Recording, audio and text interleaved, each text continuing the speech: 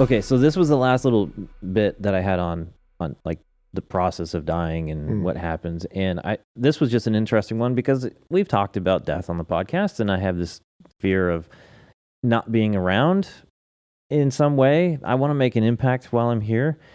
And this guy, I want to say he's like a physicist, but he's a bright guy. I kind of recognize him. Yeah. And he's talking about digital immortality. Digital and genetic immortality are within reach.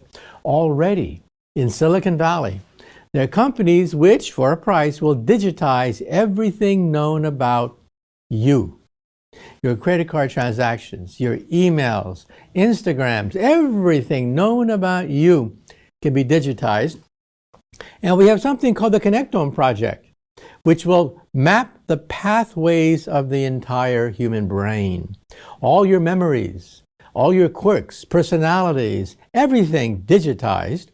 And we'll put it on a disk, and for the most part, we'll put it in a library. Today, you go to the library and you take a book out about Winston Churchill.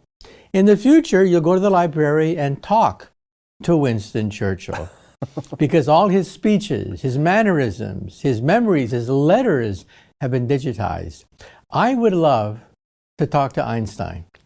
I would love to talk to him, even if it's a computer program that has digitized everything known about him, his work, his writings, his speeches, everything, and a holographic image so that I can talk to him. And one day, we might be digitized as well. Hey, you're not going to waste a dollar on me, I'm sure. Great grandkids, and they'll be able to talk to their great ancestors. But I won't know about it because we become immortal. No, that's like, you know. It's just, I could almost have a diary and just video myself and tell everybody everything about me as much as I can.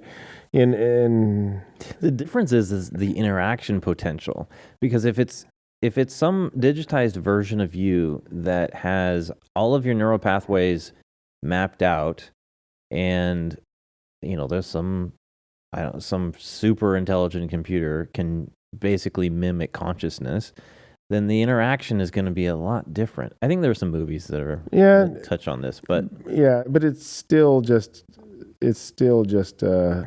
somebody else's hand, and it's still a puppet. Yeah, it's not really you. And the you part, if it was about me, it's not like I get the enjoyment of it. I don't get to live on immortality. I just get to annoy people forever. And guess what? Who the hell's going to come by and push play on me or come to have a conversation? They're like, are you kidding me? Mm-hmm. No, I don't know. I think that's it would be nifty. Me looking back, because I enjoy history, but me looking back in time and thinking, gosh, it would be really cool to talk to my great uncle. Well, sure, I agree with that. Edmund Halley, about the real one. His adventures in science.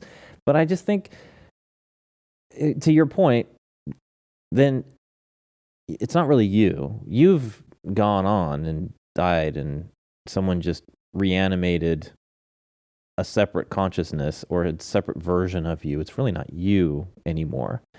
So, but would you know that?